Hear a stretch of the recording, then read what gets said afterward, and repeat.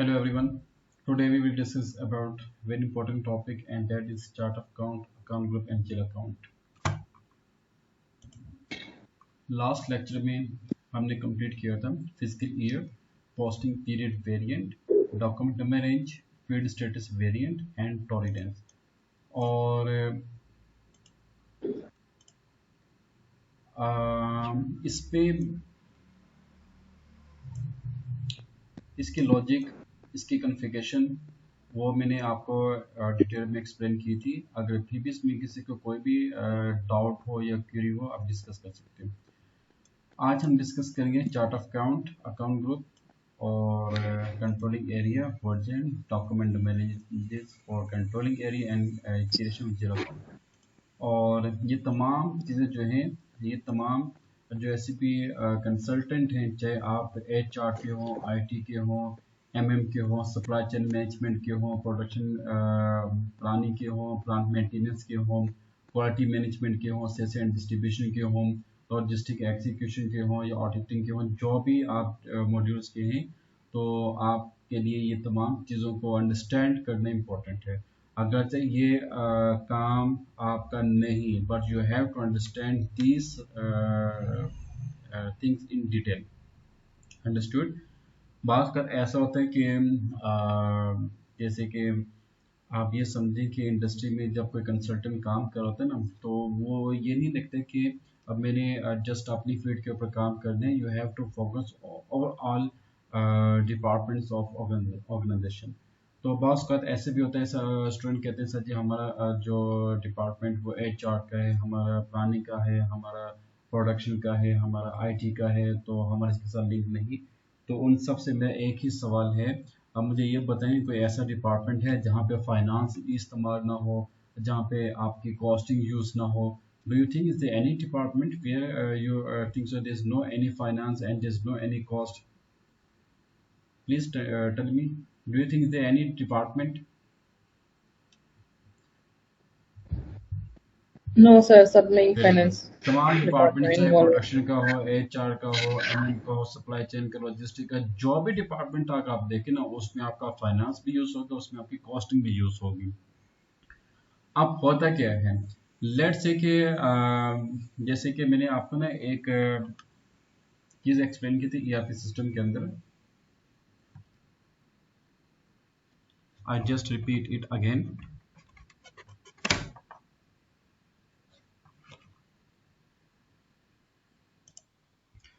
This is an ERP system और यहाँ पे आप ये देख लें कि जो भी डिपार्टमेंट होगा ना, जितने भी डिपार्टमेंट्स यहाँ पे आपको शो हो रहे हैं, तो इनमें से कोई भी डिपार्टमेंट ऐसा नहीं जहाँ पे कॉस्टिंग और फाइनेंस इस्तेमाल ना हो। अंडरस्टूड? आप यहाँ पे देखें, आपको मालूम है कि फाइनेंस कौन कंट्रोल करते हैं? फाइनेंस डिपार्टमेंट कंट्रोल करते हैं। और कॉस्टिंग कौन करते हैं? वो भी फाइनेंस डिपार्टमेंट ही उसकी सुपरविजन करते हैं। तो सबसे पहले तो आपने ये देखना है कि कौन सी डिपार्टमेंट में कितना एक्सपेंस यूज हो रहा है, कितनी कॉस्टिंग वहाँ पे इस्तेमाल हो रही है, कितनी फाइनेंसिंग वहाँ पे आप लोगों ने उसको एलोकेट किया हुआ है। तो ये तमाम चीज़ें जो हैं ये कम्प्लीमेंट्री हैं और यही चीज़ तो है जिसके बिना पे कंपनी के जो बेसिक जो बिजनेस ट्रांजेक्शन है उनको एग्जीक्यूट किया जाता है। Understood? So these configurations are very important for all SAP consultants. अच्छा, बॉस का क्या होता है कि जैसे कि प्रोडक्शन में कहते हैं सर जी हमें चार्ट ऑफ अकाउंट के तो समझ आएगी, हमें अकाउंट ग्रुप की सीरीज की समझ नहीं आती। तो उनको उनके लिए यह है कि भाई अगर आपको नहीं समझ आती ना अकाउंट ग्रुप की क्या चीज़ है, कंट्रोल यानी क्या चीज़ है, तो आप ये देखें कि भाई कोई भी चीज़ जब आप परचेस करते हैं ना, उसकी कॉस्ट होती है, उसकी फाइनेंसिंग होती है। मिसाल के तौर पे परचेस डिपार्टमेंट ने अगर रॉ मटेरियल परचेस करना है, तो सबसे पहले ये देखेगा भाई हमारे पास फाइनेंस कितना है, तो हम उस हिसाब से रॉ मटेरियल परचेस कर सकेंगे ना। क्या ख्याल है आपका? और नेक्स्ट क्लास में सबके पास पानी के एक बॉटल होने चाहिए, सबके पास हर नेक्स्ट जो भी लेक्चर्स होंगे उन लेक्चर्स में सबके पास पानी की एम्प्टी बॉटल भी होनी चाहिए। ओके, यहाँ तक समझ आ गया आपको? थीम समझ आ गई, इसकी लॉजिक समझ आ गई? Why this topics are important for all SAP consultant, please yes और no? Okay, so come to SAP and anyone can anyone tell me what is chart of account? ये chart of account क्या होता है? Finance वाले बताएंगे please. Sir list of account होती है जैसे asset, capital, income, liabilities. Hannan, आप माशाल्लाह से काफी इंटेलिजेंट है, अगर आपकी एज कम है लेकिन दिमाग आपका तेज है माशाल्लाह, वेरी गुड। आप हम इनको यूं कह सकते हैं कि लिस्ट ऑफ बैक लिस्ट पे क्या आप कह सकते हो, अकाउंटिंग पीरियड जो है इनको हम कहते हैं chart of account.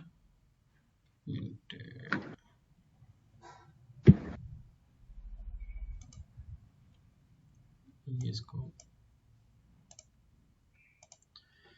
okay, chart of account. Chart account is combination of assets, capital, income, expense and liabilities. अब ये देखें, कोई भी ऐसा बिजनेस नहीं जिसमें आपके एसेट इस्तेमाल ना होते हो, कोई भी ऐसा बिजनेस नहीं जिसमें कैपिटल हो ना हो, कोई भी ऐसा बिजनेस नहीं जिसमें इनकम ना हो या एक्सपेंस ना हो या लाइबिलिटीज ना हो। तो आप ये देखें, अगर आप non accounting non finance profession है ना, तो आपने जस्ट ये इसको अंडरस्टैंड करने के एसेट क्या होता है। ऐसी एनीथिंग जिसकी एक मार्केट वर्थ हो उसको हम एसेट कहते हैं। And what is capital? Capital is money, is a amount which is used to start your business is called capital.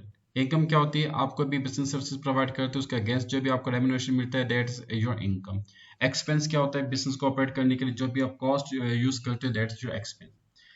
Liabilities any amount which you have to pay to anyone, that is called liabilities. अच्छा, अब इन सबको individually हम कहते हैं account group. Asset आपका account group है, capital भी आपका अकाउंट ग्रुप है, income, expense, liabilities, this are your account groups. Okay, अब एसेट्स के अंदर आपके जितने भी आइटम्स हैं लाइक कैश है, like plant, building, furniture, stock, land, these items are called GL account and we have to create codes of this GL account. यहां तक clear? Please tell me yes और no. Now come to SAP. Path please note कीजिए SPRO. अच्छा, SPRO से क्या बनता है? Can you tell me please? यहाँ पे आप आ जाए, फाइनेंशियल अकाउंटिंग कहाँ पे है? ये this is financial accounting and financial accounting, sorry financial accounting के बाद general ledger accounting, master data. Non financial accounting वाले जो हैं वो उन्होंने इस चीज़ को as it is kindly perform करना है, और अगर चाहिए आपका काम नहीं, इंडस्ट्री में आपने इसके ऊपर काम नहीं करना, ये भी मान कीजिएगा आपका जो है ना, जैसे कि एचआर, MMIT और प्रोडक्शन, प्लांट मेंटेनेंस, जो भी आपके डिपार्टमेंट्स हैं आपने उसी के ऊपर काम करना है। लेकिन ये एज जो है ना आपका कम्प्लीमेंट्री है, अगर आपको इसकी लॉजिक नहीं भी समझ आती तो आप इसको एज इट इज परफॉर्म कर लें, लेकिन इसको दिल पे मत लेना कि ऐसा ये बहुत मुश्किल है, कोई चीज़ मुश्किल नहीं। Next GL account and next आप आ जाए preparation and edit chart of account list, new entry COA के chart of account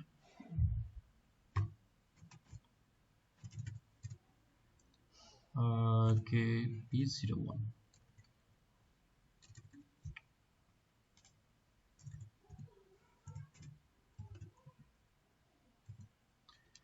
maintain language English और length of G account number, sorry length of G account number 3, just 3। अब ये 3 क्या चीज़ है?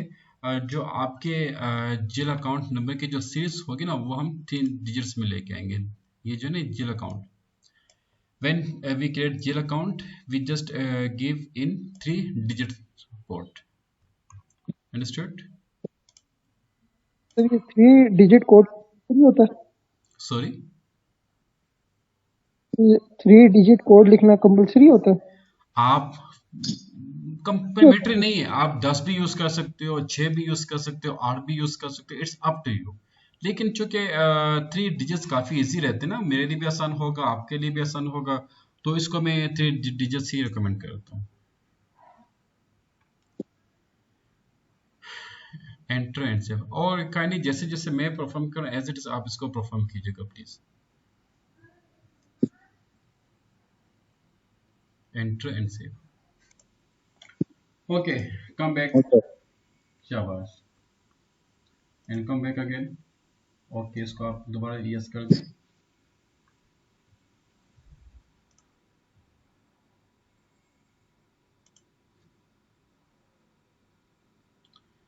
Next is assign company code और chart of count. Even के I have provided to all of you notes, इसको note कर दो।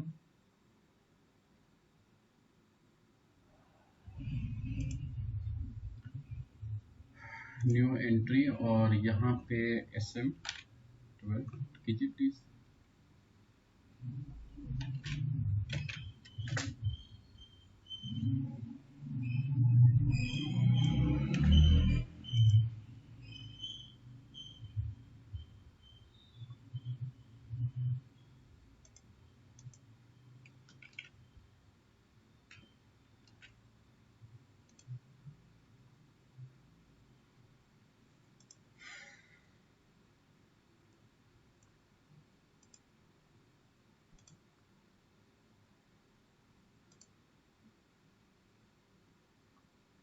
इसको आप मिनिमाइज कर दें, अगर मे बी कि आपको नेक्स्ट की जरूरत पड़ सकती हो।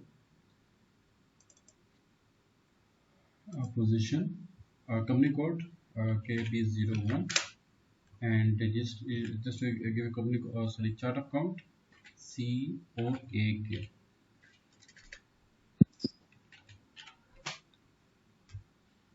ये आ गया। Okay okay KB01। enter and save and control S। enter again। now come back। we have to define account group। account group क्या होता है? जो assets हैं, कैपिटल, इनकम, एक्सपेंस, लायबिलिटी, जो आप अभी यहाँ पे मैंने आपको एक्सप्लेन भी किया था। ये जो 5 पिलर ऑफ अकाउंटिंग है, इनको कलेक्टिवली चार्ट ऑफ अकाउंट कहा जाता है और इंडिविजुअली इनको हम कहते हैं अकाउंट ग्रुप।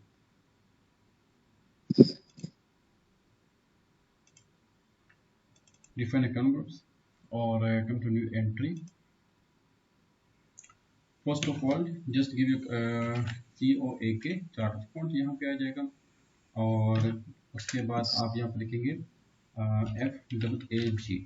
अब ये क्या चीज़ है? F for fixed, A for asset, A for account and G for group। Okay, fix asset account group. तो यहाँ पे आप लोग फिक्स एसेट और यहाँ पे आपकी जो कंपनी कोड है वो आपने मेंशन कर दें ताकि हम आइडेंटिफाई कर सकें कि ये जो अकाउंट ग्रुप है किसका कोड है। 001 से 099। अच्छा, एक और चीज़ ये है कि जो अदर देन फाइनेंस डिपार्टमेंट है वो काइंडली एज इट इज इसको क्रिएट करेंगे please.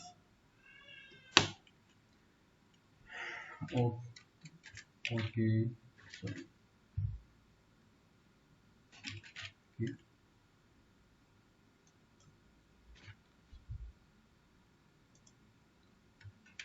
current asset account book, current asset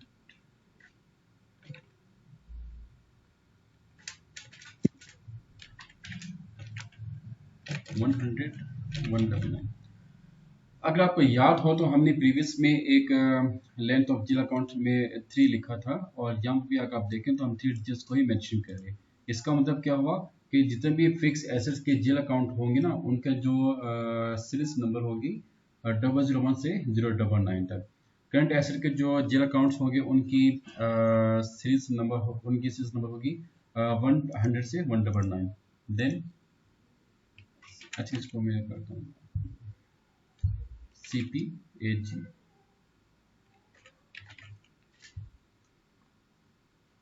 third आपके पास कैपिटल आ जाएगा।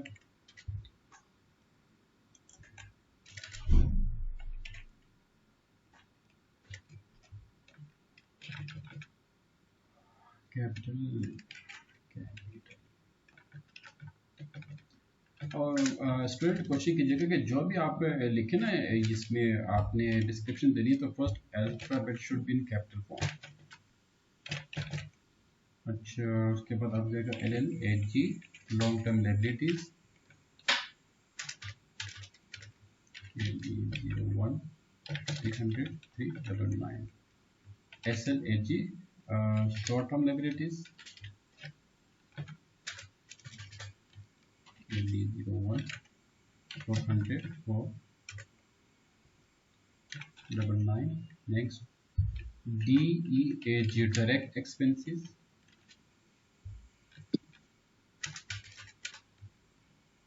KB01 400 599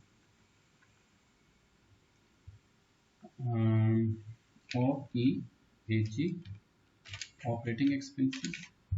अब ये ऑपरेटिंग एक्सपेंसेस क्या होते हैं, डायरेक्ट एक्सपेंसेस क्या होते हैं?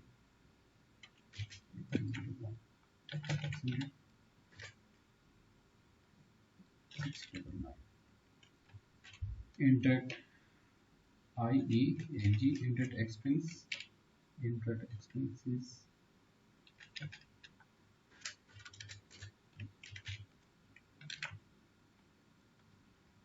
अच्छा, ये हम इसको आपने करने 649 एंड ये आप यहाँ भेजें 650 699। उसके बाद आपका जाएगा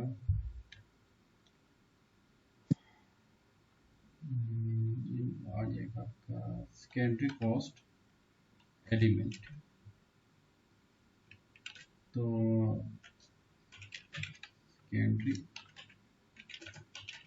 कॉस्ट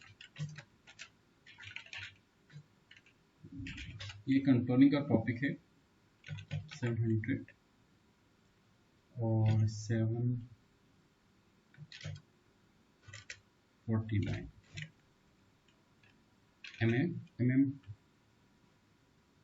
HG मटेरियल मैनेजमेंट लेकिन मटेरियल्स अकाउंट आएगा KB01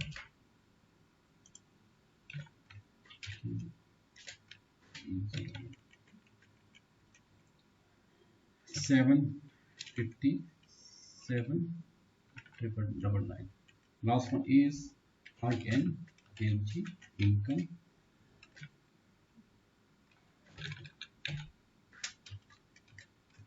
KB01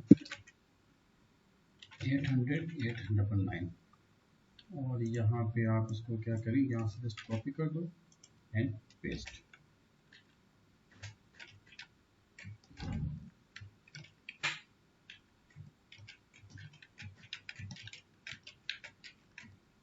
ये ले, इसकी आप प्लीज स्क्रीनशॉट ले लो या पिक्चर आप ले लें।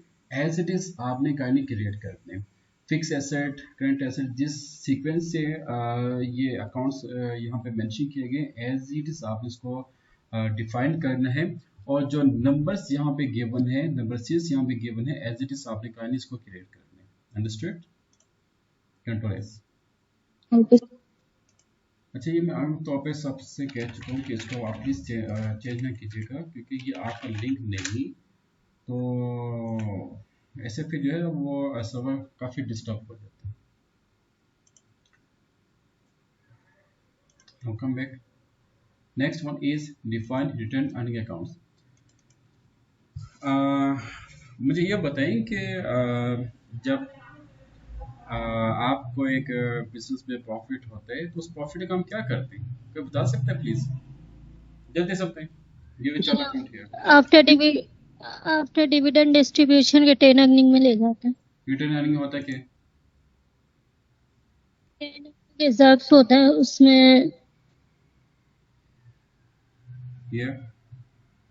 सर जो प्रॉफिट डिस्ट्रीब्यूट नहीं करते वो रिटेन अर्निंग्स में ले जाते हैं। वही तो मैं आपको पूछूंगा, व्हाट इज रिटेन अर्निंग, वो है क्या चीज, उसकी नेचर क्या होती है, उसकी एंट्री क्या होती है, उसकी एडजस्टमेंट क्या होती है? इक्विटी में आएगा ना। Very good, brilliant. ये किसने बोले? तो जिसने बोले सर मैंने। अच्छा, आपने बोले, मुझे क्या पता क्या नाम है। अच्छा, अब ये देखिए कि यहाँ पे जो है ना अगर आप देखो तो न्यू एंट्री का यहाँ पे ऑप्शन नहीं आ रहा। तो बैलेंस कैरी फॉरवर्ड और रिटर्न अर्निंग बेसिकली आपने बिल्कुल ठीक कहा कि रिटर्न अर्निंग बेसिकली जो आपका प्रॉफिट होता है ना, जो आपका मतलब कि आपका लेफ्ट ओवर प्रॉफिट होता है जिसमें तमाम डिविडेंड्स आप डिस्ट्रीब्यूट करते हो, तो जो कि नेक्स्ट ईयर जिसको आपने कैरी फॉरवर्ड करना है वो उसको हम कहते हैं रिटर्न अर्निंग अकाउंट। और ये रिटर्न अर्निंग बेसिकली हम रिजर्व में इसको एडजस्ट करते हैं जो कि आपके कैपिटल का एक पार्ट कहलाता है। कुछ इंडस्ट्री जो है इसको कैपिटल का पार्ट नहीं समझती, कुछ इंडस्ट्री जो है इसको कैपिटल का पार्ट समझती है। अच्छा, अब ये देखें वर्ड्स सॉरी स्टूडेंट, ये देखिए कि मैंने यहाँ पे इसको मैं ओपन करूँ नीचे, लेकिन नीचे ही अभी मैं आपको फिर लगाता हूँ। देखिए यहाँ पे आपको न्यू एंट्री का ऑप्शन नजर नहीं आ रहा। अब स्टूडेंट बहुत से स्टूडेंट कंफ्यूज हो जाते हैं, सर इसमें क्या हमने क्या करना है, मतलब कि न्यू एंट्री का ऑप्शन नहीं आ रहा। आप बैक पे आओ और इसको आप जब ओपन करेंगे ना, ध्यान से इसको प्लीज जरा वॉच कीजिएगा ताकि आपको एक एक चीज क्लियर हो। KCP के अंदर जब कोई एरर भी आता है ना तो नीचे आपको नोटिफाई कर दिया जाता है ताकि आप इसको सॉल्व कर सकें। All of you please just look at screen. अब देखो नीचे आपको क्या बता रहा है, data can only be display block by another user.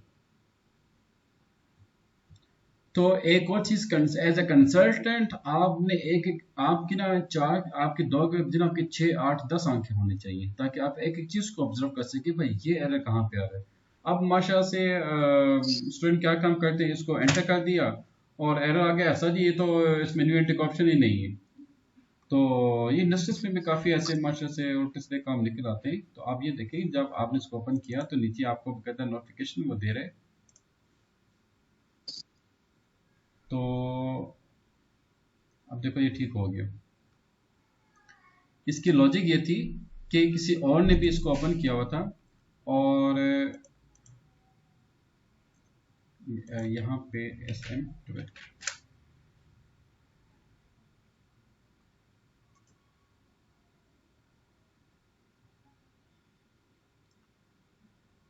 मतलब कोई ऐसा, ये देखें ये आपके सामने शो हो रहा है, यानी कि किसी मेंबर ने SCP के अंदर कोई रॉन्ग टी कोड पुट किया हुआ था जिसकी वजह से SCP ने सर्वर को उस IT को ब्लॉक कर दिया है, जिसकी वजह से आपके जो है ना ये सर्वर ये न्यू एंट्री का ऑप्शन शो नहीं कर रहा था। इसलिए मैं कहता हूँ कि काइंडली जो चीज मैं परफॉर्म करता हूँ एज इट आप परफॉर्म करें, अपने से कोई भी इसमें एंट्री यूज नहीं करनी आपने।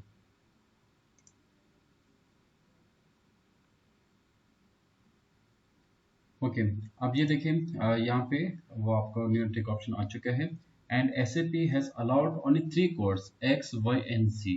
तो आपने इन्हीं में से कोई भी एक कोड यूज करने, हम जस्ट यूज करते हैं Z को और 999। That's all. अब आप इसको एंटर करें और ये फिर आपसे पूछे कि account not created in account this one, आप फिर एंटर प्रेस कर दो और सिस्टम उसको पिक कर देगा। Enter again, data changes has been made. This point is clear? Sir ये Z का क्या मतलब है? ये Z बेसिकली SAP ने एक कोड एक डिफॉल्ट कोड जो है वो हमें अलाउ किया है। इसका काम ये होगा कि जो फाइनेंशियल स्टेटमेंट आप बनाएंगे ना उसमें जो आपका रिजर्व अकाउंट होगा वो ऑटोमेटिकली डेटाबेस के साथ उसको लिंक कर दिया जाएगा। ये कोड है बेसिकली XYZ, ये SAP ने हमें अलाउ किया है। Okay okay sir. जी सर। अच्छा, we have completed these two topics. Now come to controlling area. Controlling area से आपके माइंड में क्या आता है? ये कंट्रोलिंग जैसे कि नाम से जाहिर है कंट्रोलिंग मीन के हमें किस चीज की कंट्रोलिंग करनी है, कोई बता सकते हैं प्लीज? कौन सी? किसकी? नवाज, आपकी आवाज मुझे जरा कम करके, ये मुझे ऐसा लगा जैसे किसी ने बोला कि नवाज शरीफ। की controlling. Cost, very good, cost की कंट्रोलिंग, मतलब कि देख रहे कि आपने कॉस्ट बोला मुझे कि नवाज शरीफ की, अभी फिक्र होगा। Very good. और इसमें बेसिकली कॉस्ट, अच्छा आईसीएमए वाले यहाँ पे कोई बैठे हुए आईसीएमए वाले? जी सर। अच्छा, ये बताएं कि what's the difference between cost and management accounting? Okay, controlling is combination of cost accounting and management accounting, understood? और ये कॉस्ट अकाउंटिंग क्या होती है, मैनेजमेंट अकाउंटिंग क्या होती है, इसको आप थोड़ा सा प्लीज इसको स्टडी करें and then I will ask you again because this is very important. And you know in industry this job vacancy called cost accountant, उसका काम क्या होता है, उसकी जेडीज क्या होती हैं? तो जहाँ पे फाइनेंस होगा वहाँ पे कॉस्ट भी यूज होगी, तो we have to define controlling. अच्छा, अब याद होगा जब हमने इंफ्रास्ट्रक्चर पे काम किया था तो हमने डेफिनेशन में कंट्रोलिंग को उस टाइम स्किप कर दिया था। Do you remember please? Yes, sir. जी सर। गुड। तो अब ये देखें, हमने अभी चार्ट ऑफ अकाउंट को क्रिएट किया, then we come back to enterprise structure, then in enterprise structure we have to work in definition, open definition, then controlling and maintain controlling area, then maintain controlling area.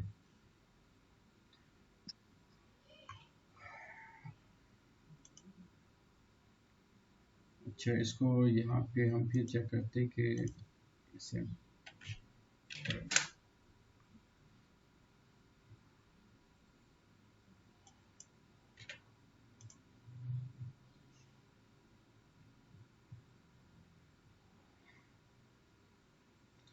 Student, अगर आप जिंदगी में कामयाब होना चाहते हो ना, आप ये दो काम कर लें। अच्छा, select all, delete।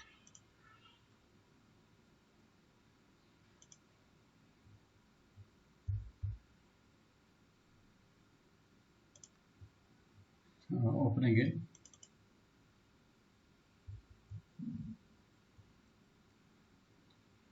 come to new entry and then KB01, KB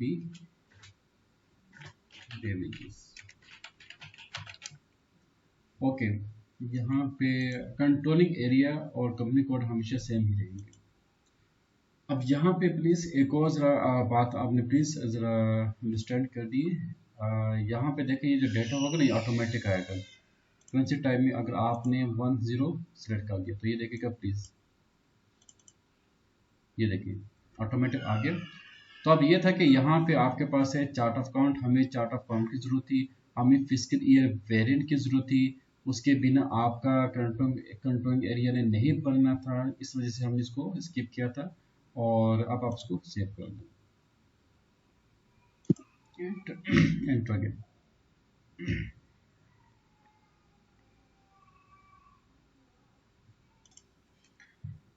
okay, data has saved, now come back।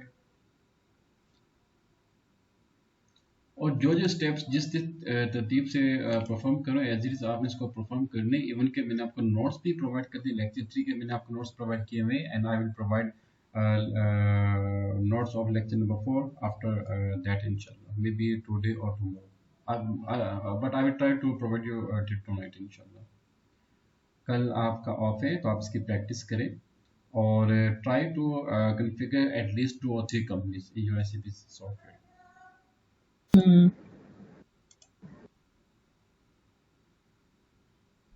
अब टाइम को कैसे मैनेज किया जाता है, very simple.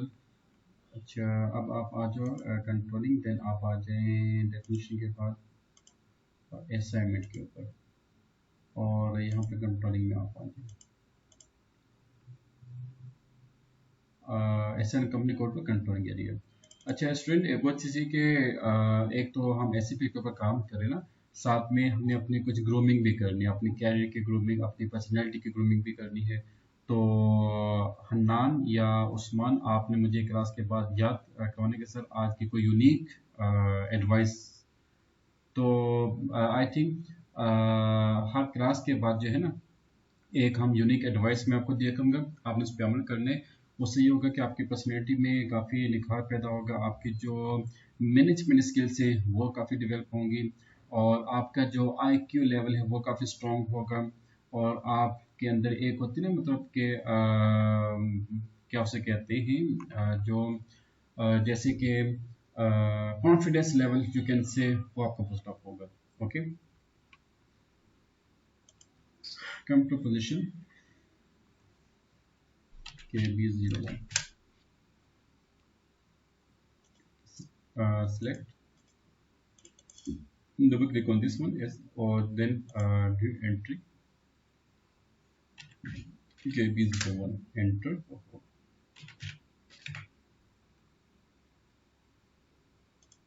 select, enter, and select, enter again. Okay, we have defined controlling area. Controlling area basically is combination of cost and management accounting. जैसे कि मैंने आज के लेक्चर में एक बात को कई दफ़ा रिपीट किया कि हर डिपार्टमेंट जो है वो कॉस्ट को यूज़ करते हैं, हर डिपार्टमेंट को जो है फाइनेंस एलोकेट किया जाता है। तो हर डिपार्टमेंट जो है वो ये देखते हैं कि मेरा जो फाइनेंस जो बजट है, और उस बजट के अंदर मैंने अपनी जो एक्सपेंसेस हैं उसको मैंने कैसे मैनेज करना है। फिर वो क्या काम करते हैं, अपने एक्सपेंसेस और जो कॉस्ट की जो डिटेल है उसकी समरी जो है वो फाइनेंस मैनेजर को प्रोवाइड करते हैं। फाइनेंस मैनेजर जो है उसके बाद वो टॉप मैनेजमेंट को प्रोवाइड करता है। फिर उसके बाद जो है जब ऑडिट होता है तो ऑडिट में ये चेक किया जाता है कि आप कि हमने साल की स्टार्टिंग में इतना हमने बजट एलोकेट किया था अपने तमाम डिपार्टमेंट्स के लिए, और इसमें हमारा एक्चुअल कितना एक्सपेंस यूज हुआ, और आफ्टर 1 ईयर, आफ्टर आप कह सकते हो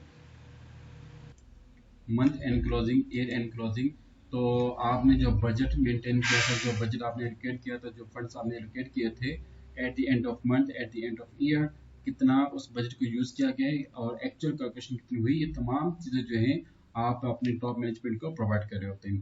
तो ये हर डिपार्टमेंट अपनी कॉस्टिंग को तभी मेंटेन कर पाएगा जब आप बैक एंड कैपेक्स की पैरामीटर्स को डिफाइन करते हैं, जिसको हम कहते हैं controlling area. This point is clear? This point is clear, yes or no? Anyway, next one is version. अब वर्जन का क्या है? अब जैसे कि मैंने आपसे कहा था कि मतलब कि एक बजट बनता है। अब यहाँ पे माशा से फाइनेंस प्रोफेशनल्स भी मौजूद हैं। आपसे मेरा सवाल है,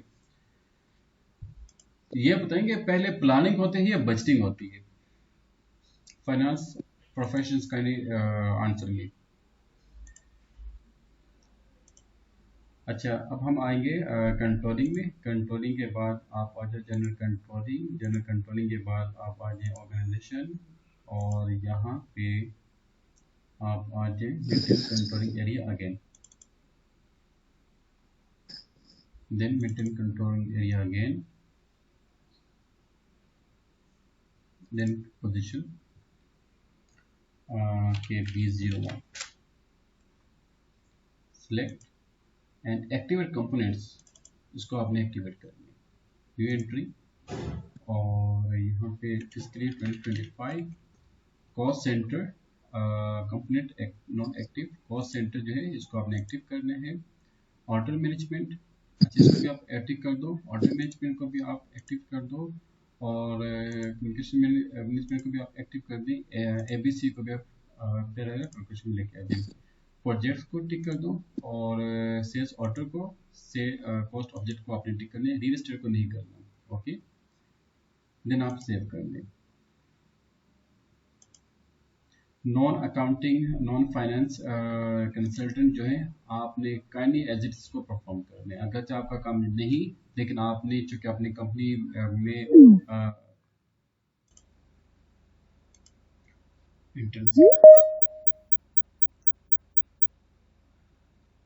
नॉन अकाउंटिंग जो है वो काइंडली एज इट इसको परफॉर्म करेंगे, क्योंकि आपके एक कंपनी है, आपने कंपनी के अंदर इसको कॉन्फ़िगर किया हुआ है, तो इस वजह से आपको तमाम चीज़ें आपके लिए कम्प्लीमेंट्री है।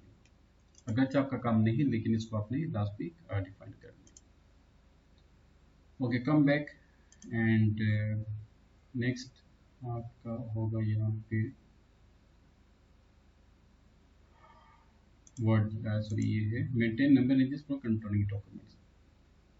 अब जैसे कि मैंने आज आपसे एक ही मैं बात कर रहा था कि हर डिपार्टमेंट जो है वो अपनी कॉस्ट, अपनी एक्सपेंसेस को मैनेज कर रहा होता है, अपनी कॉस्ट को मैनेज कर रहा होता है according to availability of funds. तो इस वजह से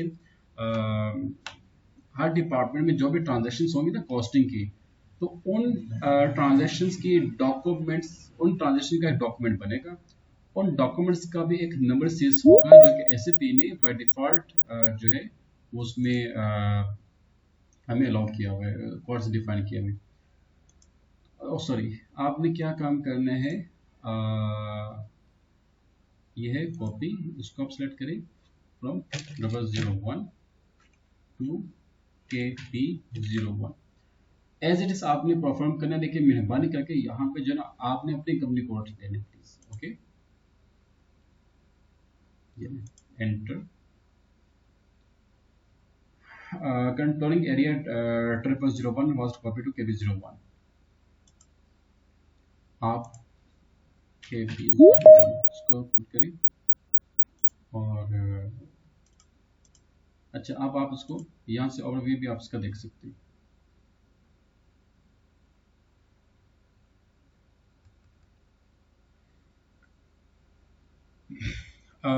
एक और चीज़ प्लीज़ ये कि आप लोग मेहरबानी करके जो भी हम टॉपिक्स को परफॉर्म करें ना, आप सबके पास एक डायरी होनी चाहिए और उसके अंदर जब भी हम टॉपिक्स परफॉर्म करें सॉरी जब भी हम टॉपिक्स को परफॉर्म करें, इसका नाम लिखो, इसकी हेडिंग दो, नीचे इसका पर्पस लिखें और नीचे इसका ऑब्जेक्टिव लिखें, and then how to create this one. ये चीज़ें कम्प्लीमेंट्री आपके लिए। अब ये देखें यहाँ पे आपके पास आ रहा है controlling through posting from FI down payments. अब ये डाउन पेमेंट किसका काम है, डाउन पेमेंट कहाँ पे की जाती है? आप MM वाले यहाँ पे मौजूद नहीं है, वाले मैं आपसे उनसे पूछता है कि देखिए जब आप परचेज करते हो, परचेज में क्या होता है, आपका वेंडर आपसे कहते हैं कि मैम या सर या जो भी है आप हमें कुछ एडवांस पेमेंट दें, ऐसे ही MM वाले जी सर। तो डाउन पेमेंट कैसे की जाती है, फिर उसके बाद आपने उनसे परचेज भी करने, अगर वो आपको टाइम पे डिलीवर नहीं करते, you have to collect damages from vendors. Payment scheduling कैसे होगी वो इसका यहाँ पे एक अलग है। ये कोड्स हैं जो कि SAP ने बाय डिफॉल्ट डिफाइन किए हुए। अब होता क्या है कि परचेज डिपार्टमेंट या सप्लाई चेन मैनेजमेंट जब कोई भी रॉ मटेरियल को परचेज करते हैं या फिनिश गुड को सेल आउट करते हैं ना, तो उसमें पेमेंट टर्म्स इन्वॉल्व होती हैं। लेट्स से कि आपका एक कस्टमर है, कस्टमर आपसे कहते हैं आपके पास कस्टमर आता है और कस्टमर आपसे डिमांड कर रहे होते हैं आपसे उसकी प्रोडक्ट्स की, और कस्टमर आपसे कहते हैं कि I need your product in credit. तो आप क्या काम करते हो, अगर आपने उसको उठा के क्रेडिट पे दे दिया तो वो आपको पेमेंट नहीं देगा, तो उसमें काफ़ी इश्यूज आ जाते हैं। जिंदगी में एक बात प्लीज नोट कीजिएगा कि आप जब भी आप बिजनेसमैन बने ना, तो आपने दो काम करने, कभी कैश पे आपने परचेज नहीं करना, कभी क्रेडिट पे सेल आप नहीं करनी। ये प्लीज इसको नोट कर लें। अच्छा, उसके बाद क्या है एक्चुअल कॉस्ट, यानी कि जितने भी डिपार्टमेंट से, हर डिपार्टमेंट में जो भी ट्रांजेक्शन यूज होगी ना, तो उसका यहाँ पे बकायदा प्लेटफॉर्म गिवन है और यहाँ पे उसकी कोड्स भी गिवन है जो कि SAP ने बाय डिफॉल्ट और ऑटोमेटिकली ये बनते जाएंगे सारे। जैसे कि पेमेंट डेटा आप आगे करते हो, ये उनके बात करें जो वेयर हाउस वाले हैं या परचेज डिपार्टमेंट है या सेल्स डिपार्टमेंट है या आपका स्टोर डिपार्टमेंट है। अंडरस्टूड? तो ये देखें लिंक कहाँ पे, किसका लिंक किसके साथ आ रहा है। अच्छा, नेक्स्ट है वर्जन।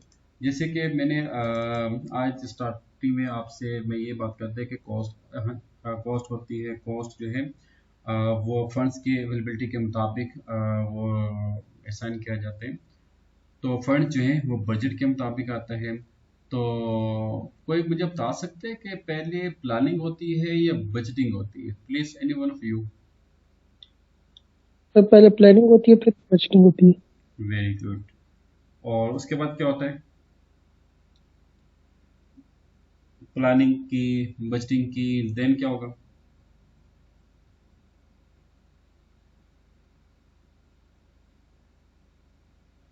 देन खामोशी हो जाती तो है। फिर यस प्लीज। इम्प्लीमेंटेशन, तो फिर ऑर्गेनाइजिंग करना है, तो फिर इम्प्लीमेंटेशन करेंगे। गुड। उसके बाद क्या होगा?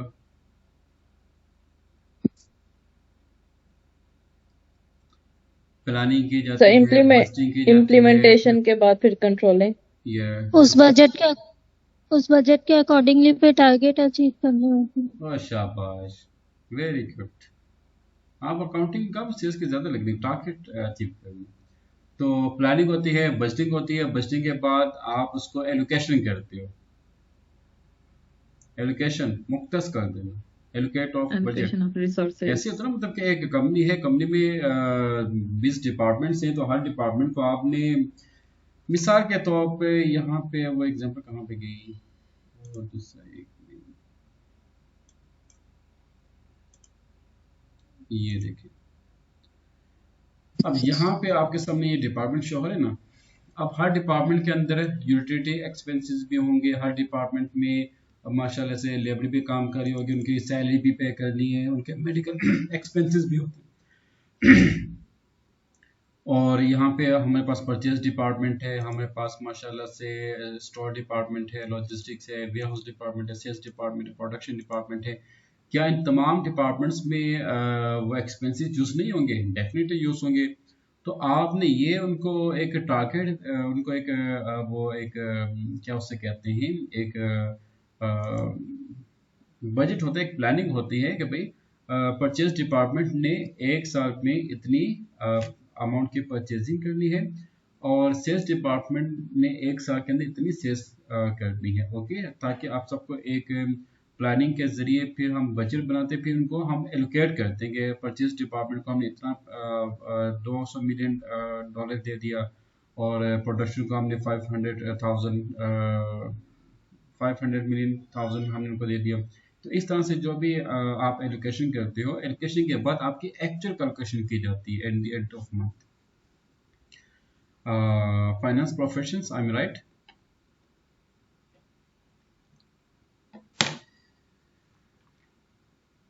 अच्छा जी, तो ये है यहाँ पे। तो ये SAP ने बाय डिफॉल्ट एक सिस्टम को डिफाइन है, जीरो मीन आपका प्लानिंग एक्चुअल वर्जन, और यही सबसे ज़्यादा इस्तेमाल किया जा रहा है। इसमें प्लानिंग भी है, एक्चुअल कैलकुलेशन भी है, वर्क इन प्रोसेस भी है, आपका वेरिएंस भी है, और बस यही है। और हाँ, बस ये इतनी है। तो आपने क्या काम करना है, इसको सेलेक्ट किया, then click on controlling area settings, then give your controlling area when your company code K3 0. इससे क्या होगा कि जितने भी आपके डिपार्टमेंट्स हैं ना, वो लिंक हो जाएंगे कॉस्टिंग में। और यहाँ पे वैल्यूएशन व्यू आपका लीगल वैल्यूएशन है, ग्रुप वैल्यूएशन है, प्रॉफिट सेंटर वैल्यूएशन, आप लीगल वैल्यूएशन को आप चूज करेंगे, एंड देन आप इसको सेव कर दें, control X. Okay, we have defined versions and we have defined document languages controlling area। अच्छा, उसके बाद जो नॉन अकाउंटिंग वाले हैं वो बेशक इसको परफॉर्म ना करें तो कोई इशू नहीं है, लेकिन उनके लिए भी ये चीज़ कम्प्लीमेंट्री है, बल्कि अगर नहीं भी करते तो प्रॉब्लम नहीं है ये नहीं। So 11 points are complementary for all SAP consultants। Okay, तो नेक्स्ट इंशाल्लाह जो टॉपिक होगा वो होगा उनके लिए, फाइनेंशियल अकाउंटिंग के लिए होगा। और अगर नॉन फाइनेंशियल अकाउंटिंग वाले भी इसमें पार्टिसिपेट करना चाहते हो, यू आर मोस्ट वेलकम। अगर नहीं करना चाहते तो नो प्रॉब्लम। ओके, लेकिन यहाँ तक कहानी ये टॉपिक नंबर 11 जो ये यहाँ तक है। ये आपने प्लीज़ इसको लाजमी परफॉर्म करना है। और प्लीज़ आपने जो भी एक्टिविटीज़ की, जो भी आपने अपनी असाइनमेंट बनाई, वो प्लीज़ मुझे आप प्रेजेंट कर दें, ताकि मुझे ये कंफर्म हो कि आपकी असाइनमेंट कैसी है, उसमें कोई एरर या कोई मिस्टेक ना हो। Is there anything you want to discuss please? Sir ये डीएनआर कंट्रोलिंग थोड़ा बताएंगे, नहीं समझ आ रही। डॉक्यूमेंट एनालिसिस मैं आपको एक्सप्लेन करता हूँ। Thank you so much.